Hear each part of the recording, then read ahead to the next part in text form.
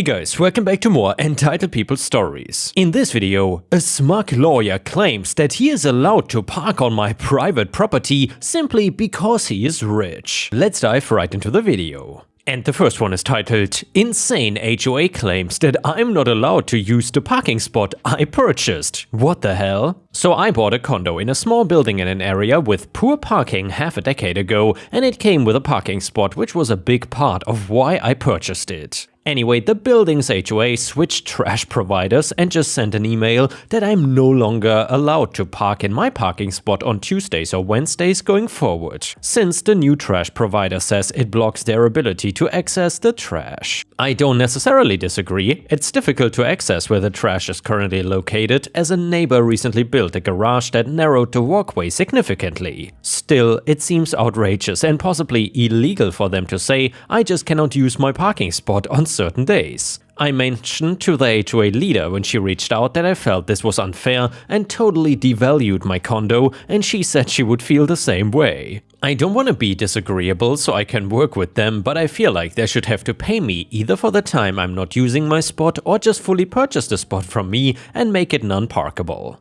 I would also be down to move the car in exchange for them knocking down my HOA fees, for example. Can someone advise whether an HOA can just command me to not use a parking spot that I own and have owned for years without payment? Or do they just have the legal right to take this property during certain days from me? Edit, I've confirmed the parking spot is part of my deeded property. Comment number 1, if the spot is deeded to you, then you should not cede anything to the HOA under any circumstances without consulting a real estate lawyer. Agreeing to give up a spot you own for any number of days is unacceptable. Comment number 2, while this should not dissuade you from any option, it's important to understand that the HOA is funded by the owners, so if you take them to court, they pay for those attorneys by applying special assessments to the homeowners. Same if they pay for your parking spot, they very well could charge a special assessment to the homeowners. If your HOA is made up of 100 units, probably not a big deal. If it's 4 of you, understand that you will be paying 25% of the costs associated with fighting yourself in court. Update to the story. It's been a wild ride since the last post, but I wanted to come back with an update. Spoiler, I did not back down and I ended up teaching the HOA a lesson they won't soon forget. After reading all your comments, I decided to go through my HOA documents again with a fine-tooth comb. So I pulled out the original covenants, conditions and restrictions, CC&Rs, and found the exact section about parking. It was very clear, parking was restricted on the street, but not a word about private driveways like mine. My driveway is part of my property, so the HOA has no legal right to tell me what to do with it. Armed with this information, I felt more confident about my next steps. First, I sent a certified letter to the HOA board with my findings. I cited the exact sections of the CC&Rs and stated that based on their own documents, they had no authority to tell me that I couldn't park in my driveway. I let them know that if they continued to harass me over this, I would consider it a violation of my homeowner rights and would take legal action. I made sure to keep the tone professional but firm, and not surprisingly, the HOA did not back down. A week later, I got another letter in the mail, but this time with a fine attached. They claimed that I was in violation of the HOA parking rules. They even threatened further fines if I did not comply. At this point, it was clear that they were just trying to strong-arm me into submission, but I was not gonna cave. I decided it was time to bring in the big guns. I contacted a local attorney who specialized in HOA disputes. I explained the situation, showed him the letters, and provided the HOA documents. He agreed that the HOA was overstepping their boundaries and had no legal basis to fine me for parking in my own driveway. He suggested we send them a cease and desist letter, and within a couple of days my attorney drafted a letter on official HOA letterhead outlining the HOA's overreach and the potential legal consequences if they continued their harassment. It included the fact that I was prepared to sue them for damages and legal fees if necessary. The attorney also requested an immediate cancellation of the fine and a written statement affirming that I could park in my driveway without further interference. The letter was sent via certified mail. I did not hear anything from the HOA for about 2 weeks, and then finally I received a response. They sent me a formal letter stating that after careful review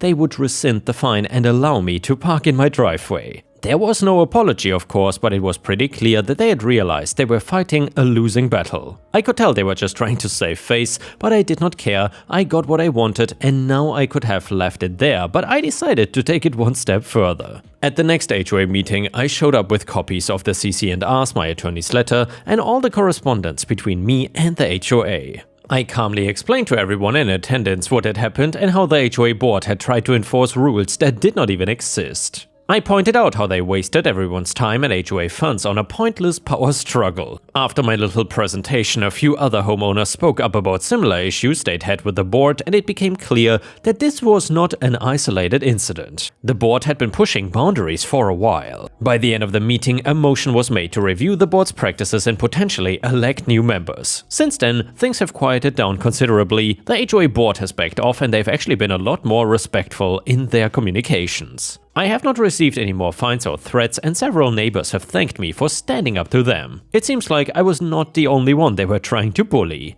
As for the board review, it's still ongoing, but there's talk of making some changes to ensure they don't pull this kind of stunt again. I'm just glad I didn't back down and let them push me around. It is my property, my driveway, and they had no right to tell me otherwise. Thanks again to everyone who chimed in on my original post. Your advice gave me the push I needed to stand up for my rights, and it made all the difference. And yeah, Ripe Stars, if you still enjoy the HOA stories, please don't forget to post a comment, like the video, and subscribe if you haven't already. Thank you so much in advance. The next one is titled Smug Karen claims he can park anywhere because he is a rich lawyer. Ever since I was a child, I wanted to run a bakery. My parents often baked in their free time and instilled their love for baking in me at a young age. I grew up learning how to make all sorts of pastries, ranging from bread to cakes and everything in between. I knew early on that I wanted to be a baker and started saving up for a place of my own the minute I got a job. I went to school for baking to sharpen my skills, and after I graduated, I worked harder to earn the remaining money needed to open up my shop. Luckily, my parents were very supportive and pitched in for the bakery. From there, I've made the place my own and started selling homemade baked goods. It's been well over 6 years since I first opened. Not to toot my own horn here, but almost everyone in my community has grown to love the place, and I'm proud to be such an iconic part of my town. As such, I care a lot about my bakery and how it looks. Aesthetics are half the reason why anyone steps into eateries. It must have delicious food and a visually appealing atmosphere. And by the way, Ripe Stars, I don't 100% agree with this, because in some Asian countries, at least from my experience, the places where food tastes the best are usually the ones that look like little garages or pretty much holes in the wall. Whenever I can, I avoid to eat in the super fancy restaurants. But maybe that is just me. Anyway, my bakery is very pastel and has a small outdoor seating area with lots of floral decorations. The outside area extends to the curb of the parking lot. I have a flower bed that I'm particularly fond of, which rests on the curb. Due to the flower placement, some people have accidentally run over them by parking too close to the curb, and well, the parking lot was already so large, so I asked the city to put a no parking sign at the spot with the flower bed to stop people from crushing my flowers. I work hard to cultivate them, and I would rather not let my hard work get destroyed. About 2 weeks ago, I went outside to water my flowers in the afternoon when I saw a shiny black car parked outside right where the no parking sign was. I immediately thought of my flowers but hoped that they were fine. However, my flowers were indeed crushed. It was particularly painful since these flowers were orchids my father gifted me last year for my birthday. I returned to the bakery and asked all my customers about this black car. And well, a man, let's call him Richard, who looked to be in his mid-50s, stood up. He was dressed in a very nice, obviously expensive black suit. He said that the car was his, and I asked him to meet me outside so I could confront him without embarrassing him. As a precaution, I started recording our interaction. I told Richard that he couldn't park where he was because there was a no parking sign, and pointed out that he had crushed my flowers. He looked at me disdainfully and said, "So what? I'm a paying customer." I was angry at how he brushed off the fact that he crushed my flowers, but I remained calm and reiterated that the sign was there for a reason and that he should abide by the laws. Furthermore, I mentioned that there were plenty of open parking spaces and that he did not have to park at the one unavailable space. He was very condescending, speaking to me like he was in the right, saying that as a paying customer, he had the right to park anywhere he would like and that I had no authority over him, despite the very obvious sign that denotes that he should not park on my private property. "You should be grateful that I even gave your little shop a chance, so don't go complaining to me about where I park. Do you want me to walk that far just to get some subpar pastries?" "I'm rich and a lawyer, you better don't mess with me, moron." When I asked him what he meant by that, he went on to say that with the money he makes, he could go anywhere he wanted to grab a snack, but he decided to choose my bakery, and hence I should be thanking him instead of whining at him. At this point, I was half an inch close to punching him, but obviously that would not look so good, so I simply said that if he did not move his car, I would have to call a towing company to get rid of it. He just scoffed and said, "I cannot believe I'm wasting my lunch talking to a racist slur for Asians like you," before returning to the bakery. In all honesty, he actually went on an entire racist tirade, but I don't think such a display of stupidity is worthy of being posted on Reddit. I stayed outside and called a towing company to remove his car. I told one of my employees to keep an eye on Richard and keep him distracted if he tries to leave. I waited for the towing company to arrive and get rid of his car. Richard must have noticed what was happening from inside the bakery because he ran outside shouting his lungs out about he had just gotten the car and that they had no right to tow it. It felt kind of good to see him screaming and panicking like a fish out of water, I'm not gonna lie. He turned to me and called me a bunch of names that I won't repeat here and said that I would live to regret it. Honestly, I could have ended it there, but I was still feeling upset about my flowers, so I decided to find out more about this guy. My employee recognized him as a local lawyer since one of his ads is plastered on every single newspaper in town. I decided to contact his firm and report to them what happened, asking if these were the type of people who represented their company, especially after his racist insults, which were recorded on CCTV as well. After all, a law firm should not hire lawyers who break the law and go on unhinged racist rants, right? Well, obviously, the firm immediately condemned his actions and said they would look into the matter, apologizing on his behalf for any inconvenience. I sent them the video I recorded of Richard as evidence, and a week later, I heard the bell from the front of the shop ring and a man's angry shouting. I was in the back making dough, so I couldn't see who it was, but I figured it was Richard, and I was right. One of my employees came into the back saying that he was looking for me. Internally, I was smiling to myself, but kept my face neutral as I walked out and asked what the issue was. He spat in my face about how I had made him lose his job, all because of some stupid flowers. Calmly, I replied that it was not because of the flowers, but because he had disobeyed the law and was rude and condescending. I said that it was because of his own actions and behaviors that he had gotten flowers and that I'd only warned his law firm of the type of man they were keeping in his ranks. He cursed at me and my employees in a 5-minute long tirade, finishing off with, "I'm gonna give you the worst review you've ever seen."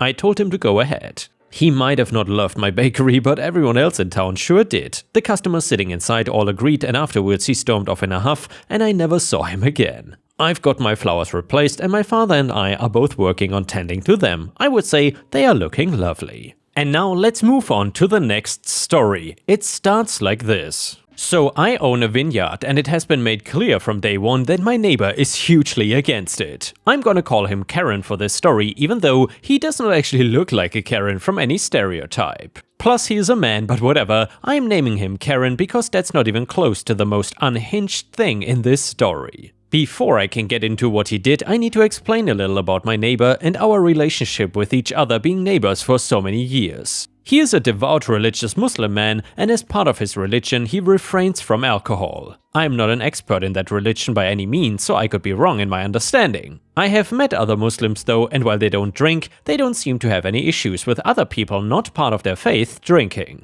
They just don't partake themselves. Now, Karen is a little bit different from what I'm used to experiencing because he considers the wine I produce demonic. Because of his divide and his other Karen attitudes, we don't get along with each other in the slightest. I would prefer it if I had just never had to speak or interact with him, but that's never really practical when it comes to people that live so close to you. It does not help that he also wants to constantly try to have conversations with me in order to make things the way he wants. In fact, I can give you an example of how a conversation was between the two of us recently. Karen, I want to speak to you. Me, I'm a little busy right now. I always try to just get out of the situation. Karen, it will be quick. I have a much better idea of what you can do for your property. Me, my property and business are fine how it is. Karen, if you just switch to growing other fruits and vegetables, then you wouldn't have to engage in sinful activity. You can be forgiven and stop making that horrible stuff in our neighborhood. I tend to ignore him and walk away because nothing I say is gonna make him accept that I make wine for a living, and I have no issues with that. The few times I've tried to push things, he claims I'm attacking his religion by making the wine and that he can get me arrested for a hate crime. I don't even know how that makes sense. When I told him that I didn't care about religion at all, I swear he always had a heart attack. To me, it doesn't matter what you believe or want to do, just let me live my own life and do my job. He must have gotten it through his head eventually that I was not gonna stop my business practices because he didn't believe in it. Sorry, that's not how the world works, Karen. There are other people aside from you that do things you might not like. The solution is to just ignore it and move on. For him, that clearly was not in his range of emotions or actions because what he did next was so dangerous, it could have honestly gotten us all killed. He came to the genius conclusion that if I had nothing growing in the vineyard, then there was nothing immoral and horrible I could do. He figured that starting a fire to burn down my entire vineyard would be a magnificent idea and he would not end up getting caught or in any kind of trouble. When the truth was, if I didn't wake up and see the fire, there was a chance it would have spread to my house and killed me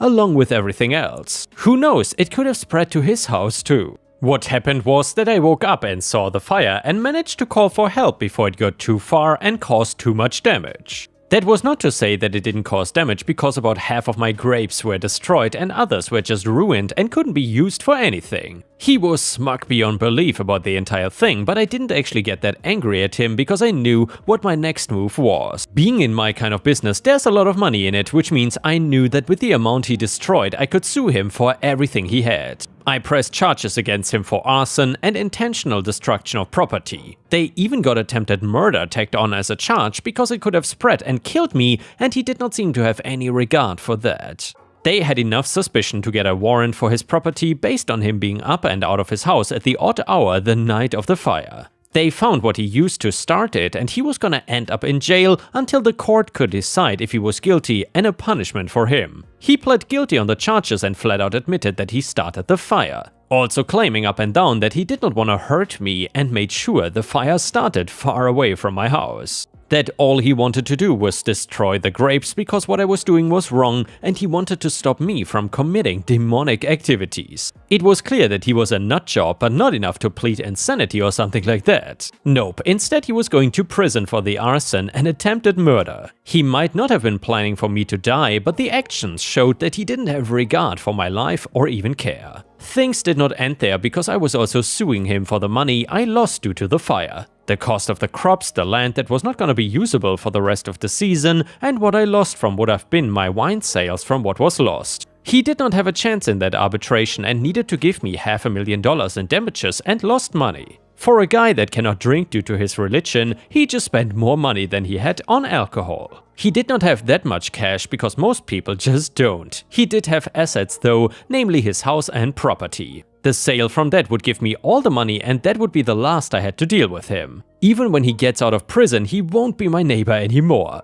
I wish that he would have just been able to calm down and accept that I did this for my living. But instead he had to go full Karen and feel so entitled to the point that I had to follow laws from a religion I didn't belong to. And well, now he is in prison where I can promise him that random people are not gonna change how they do things because of what he wants. And the next one is a fantastic XXL petty revenge story. So my stepmother married my dad 10 years ago when I was 35. From the start she was awful, she would listen in on every phone call, we didn't find that out for years, she made sure he didn't see his grandkids anymore, just hers, he was not allowed to see us either, plans were made by him and cancelled by her. The worst part is when he was very sick with cancer, she refused point blank to keep us updated on his health. She told us in a group text that we were too mean to her, so we did not get the information. How were we mean? We did not send her cards and flowers on Mother's Day. Sometimes he would call me because she forgot to take his phone away from him after he was so ill and could not get out of the bed to retrieve it. She did not even tell us that he passed for 3 days after. She wanted to make sure we couldn't make the funeral so she could talk badly about us. She wrote the obituary, spelled all his bio family names wrong, and listed all her kids and grandkids as bonus children and left out information like his parents and sibling names. She was a horrible person. I knew that there was an insurance policy for me and my siblings to split. It was not even that big, but she was so mad that we got anything at all that she refused to give us the policy paperwork